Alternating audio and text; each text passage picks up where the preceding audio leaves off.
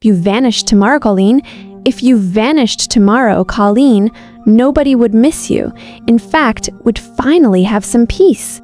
My mother-in-law leaned across my own kitchen island, her voice a toxic whisper, her eyes gleaming with absolute malice. She thought she had broken me. She thought the quiet, exhausted woman standing before her would just cry and take the abuse like always. But as I looked at her cold, arrogant smile, something inside me shifted. A terrifying, brilliant plan took root in my mind. I didn't argue, I didn't yell. Instead, less than 24 hours later, I did exactly what she suggested. I completely disappeared. No note, no warning, leaving behind a perfectly staged scene that pointed a massive finger of suspicion directly at her. Follow my story until the end to see the absolute panic that consumed her when the police knocked on her door. Vance, my name is Sarah. I'm 28 years old, and for a living, I teach high school English. If you had told me a year ago that my own family would collapse over a holiday dinner, I would have told you that you were completely out of your mind. To understand why everything shattered on that snowy December night, you have to understand the dynamic between my husband, Mark, and me, and my older sister, Chloe, who is 31. For 4 agonizing years, Mark and I tried to conceive. We went through countless fertility treatments, endless negative tests, and a heartbreak that felt like a permanent shadow over our marriage. But then a miracle happened. Our beautiful daughter, Lily, was born. By the time Christmas rolled around, she was a happy, bright-eyed 6-month-old infant, the absolute center of our universe. Unfortunately, Lily's arrival didn't bring joy to everyone. My sister, Chloe, had spent her entire life as the undisputed golden child of our family. She was gorgeous, manipulative, and deeply narcissistic. Our parents had spent decades catering to her every whim, funding her lavish, expensive lifestyle and applauding her superficial achievements. Chloe was fiercely accustomed to being the center of attention at every single family gathering. When Lily was born, the spotlight naturally shifted away from Chloe's materialistic updates and onto our miracle baby. Chloe didn't just dislike the shift, she utterly loathed it. Underneath her fake smiles and forced congratulations, a bitter, toxic resentment was quietly brewing. The holiday cheer evaporated the exact moment Chloe stepped through our front door. Mark and I had spent days transforming our home into a festive sanctuary, wanting Lily's first Christmas to be absolutely perfect. But Chloe didn't see a warm family gathering. She saw a stage where she was no longer the lead actress. Within 5 minutes of her arrival, the passive-aggressive remarks began flowing. She looked around our living room, brushed a non-existent speck of dust off her designer sleeve, and muttered about the size of our house, wondering aloud when Mark would finally get a promotion so we could afford a real neighborhood. When our parents arrived, they immediately rushed past Chloe to hold baby Lily. I watched my sister's jaw tighten, her eyes flashing with a cold, sharp jealousy as the attention shifted entirely away from her.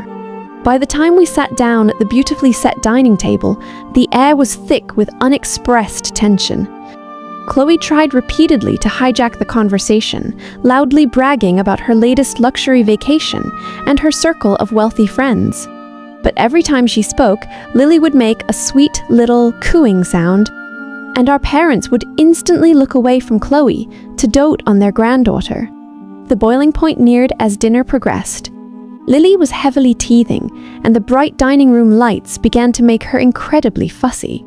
She started whimpering, shifting uncomfortably in her high chair. I gently stroked her head, trying to soothe her while keeping the dinner moving.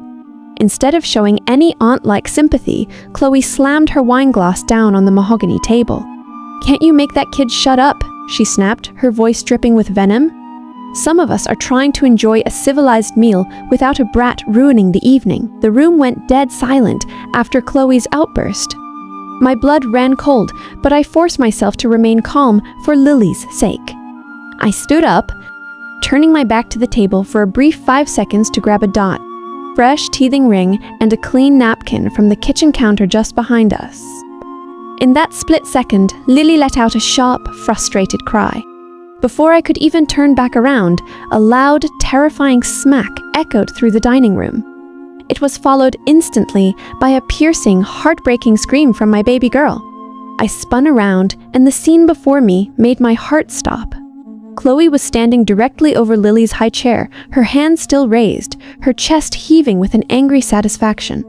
My 6-month-old daughter's cheek was already turning a bright, angry red where Chloe had struck her. Mark froze for a fraction of a second, his fork dropping onto his plate with a sharp, clattering crash before he lunged forward, pushing his chair back so hard it flipped over. My parents sat frozen in absolute horror, their faces completely drained of color.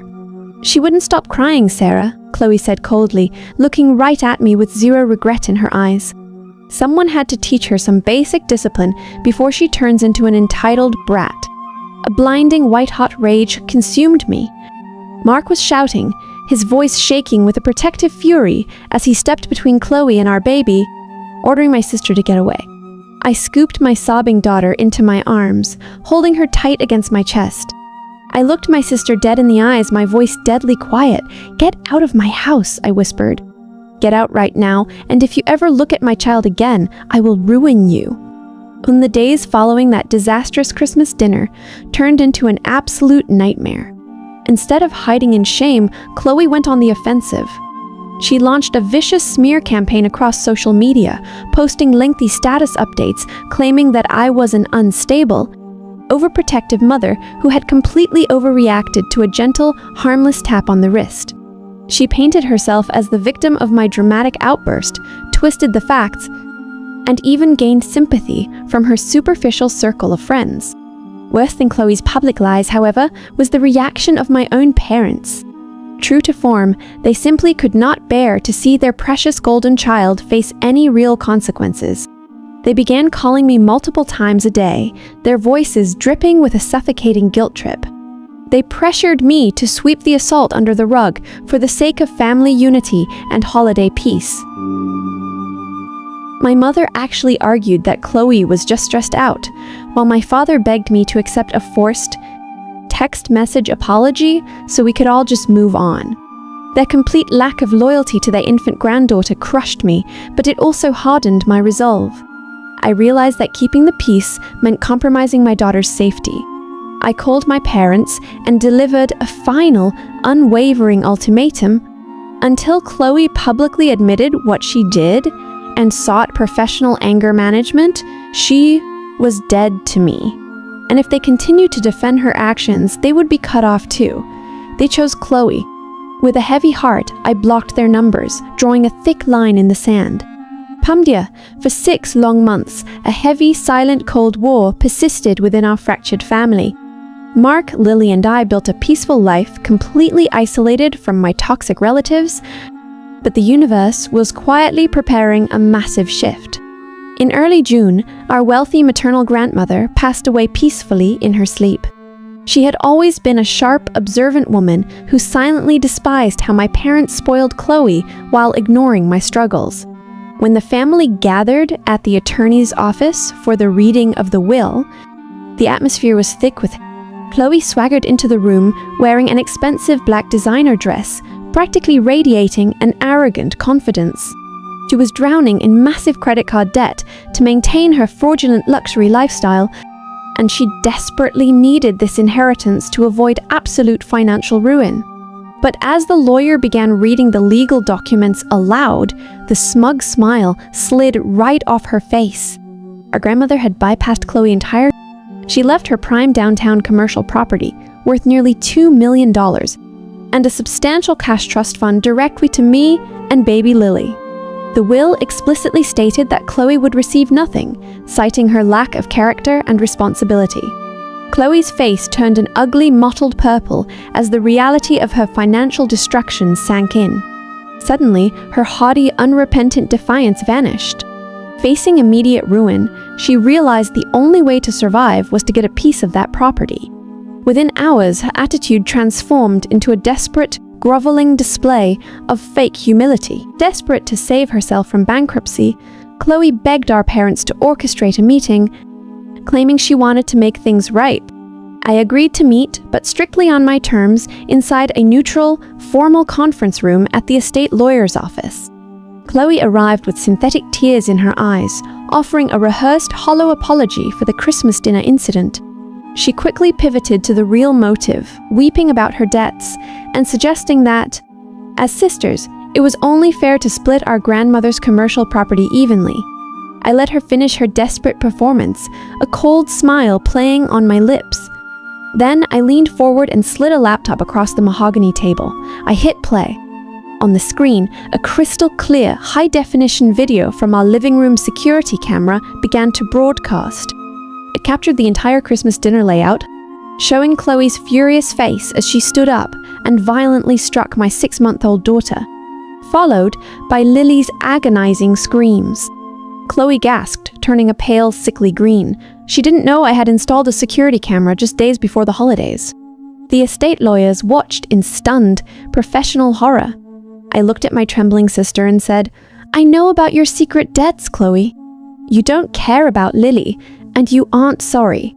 You are a monster who strikes babies and expects to be rewarded for it." I officially signed the final paperwork, securing the multi-million-dollar inheritance exclusively for Lily and myself. I looked Chloe dead in the eye and told her she was permanently erased from our lives. With the legal truth exposed, I turned my back on her forever. Mamja, 1 year later, our home is finally filled with genuine love, peace, and absolute safety. Lily is a thriving, giggling toddler, completely surrounded by people who cherish her. The toxic drama of my past is gone, and the commercial property has secured her future forever. Protecting my child over catering to a toxic family dynamic was the hardest decision I ever made, but it was undoubtedly the right one. Now, I want to hear from you. Would you have banned your own sister forever, or did I go too far? Comment below with your thoughts.